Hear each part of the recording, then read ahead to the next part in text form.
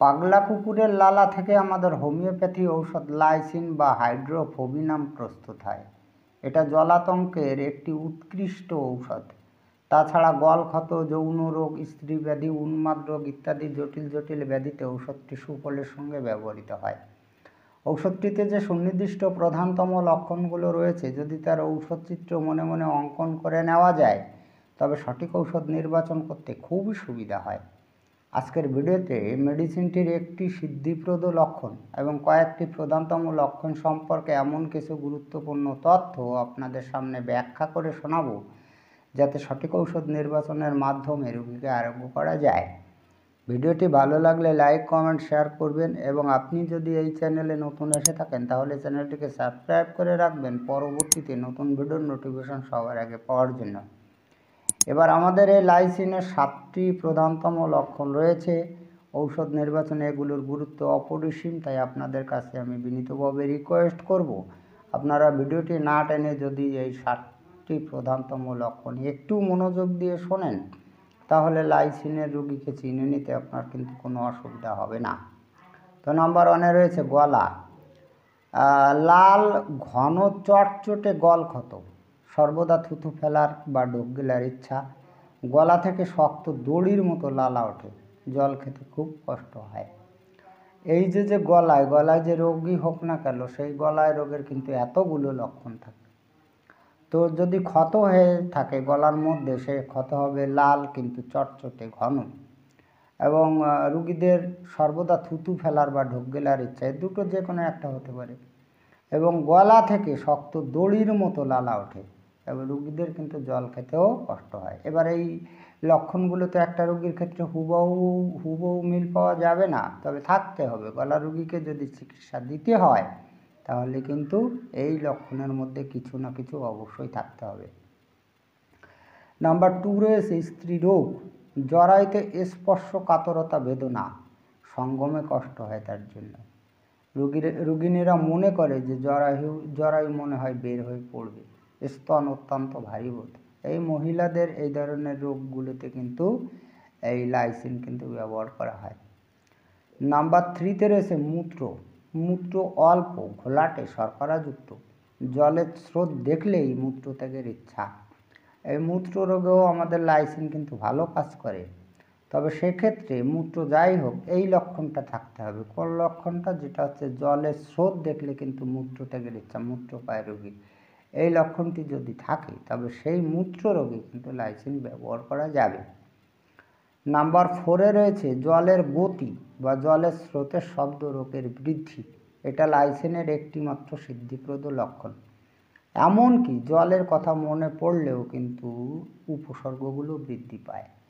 কি বিষয়টা দেখুন তো, এই যে লাইসিনের একটি মাত্র সিদ্ধিপ্রদ লক্ষণ, সেটা হচ্ছে জলের গতি বা জল স্রোতের শব্দ শুনলেই কিন্তু রুগীদের রোগ যা হোক না কেন সেই রোগ কিন্তু বৃদ্ধি পায়। এমনকি যে রুগীরা এতই জলে কাতরতা থাকে যে জলের কথা শুনলে বা মনে পড়লেই কিন্তু রোগ ব্যাধি কিন্তু বৃদ্ধি পায়।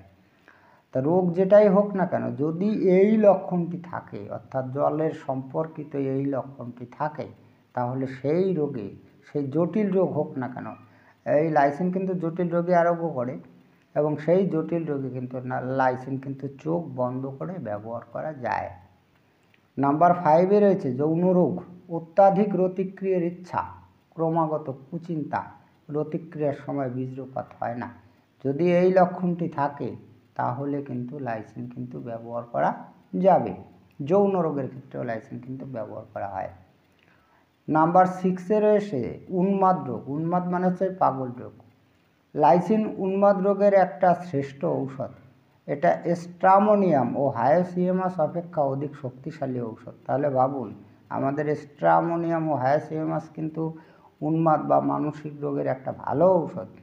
এই ঔষধ থেকেও এই লাইসিন কিন্তু শক্তিশালী ঔষধ, তবে এর একটা সুনির্দিষ্ট লক্ষণ আছে। সুনির্দিষ্ট লক্ষণটা হচ্ছে কি, যে উন্মাদ অবস্থায় রোগী নিজেকে কুকুর বিড়াল ভাবে, তার জন্য তারা কিন্তু কুকুর বা বিড়ালের মতো চিৎকার করে। যদি আপনার লাইফে এরকম কোনো পাগল রোগী চিকিৎসা করেন, তাহলে এই লক্ষণটি থাকতে হবে, রোগীরা কিন্তু কুকুর বা বিড়ালের মতো চিৎকার করে। কুকুর বা বিড়াল যেমন চিৎকার করে ওঠে, ঠিক তদ্রূপ এই লাইসেনের পাগল রোগী কিন্তু চিৎকার করে। এবং তার সঙ্গে যদি ওই সিদ্ধিপ্রদ লক্ষণটি যদি থাকে তাহলে তো আর কথা নেই, লাইসেনই কিন্তু সেই পাগল রোগীকে আরোগ্যের পথে নিয়ে আসবে। নাম্বার 7-এ রয়েছে ঔষধের শক্তি ও ডোজ। 30 ও 200 শক্তি অধিক কার্যকরী।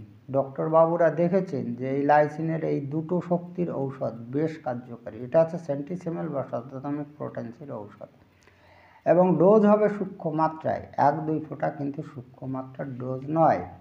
আমি আপনাদের প্রথম থেকে একটা কথাই বলে যাচ্ছি যে ডোজ সম্পর্কে সচেতন হন। এই সেন্টিসিমেল পোটেন্সির ঔষধ 1-2 ফোঁটা কিন্তু অনেকেই ডোজ বলে দেয়, এটা কিন্তু আদৌ 1-2 ফোঁটার ডোজ ব্যবহার করা যায় না।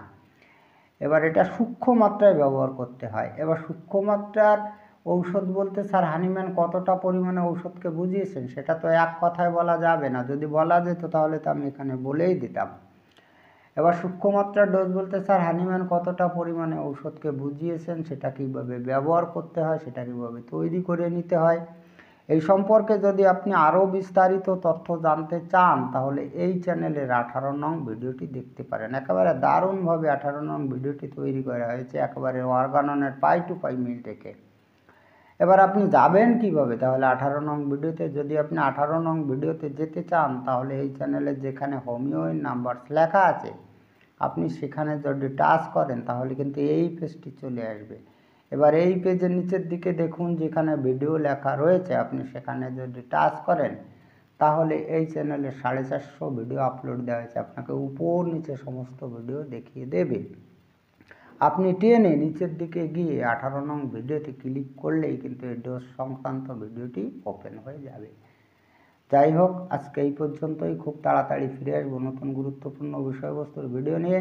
দেখা হচ্ছে নেক্সট ভিডিওতে। ততক্ষণ আপনারা ভালো ও সুস্থ থাকুন। জয় হানিম্যান, জয় হোমিওপ্যাথি।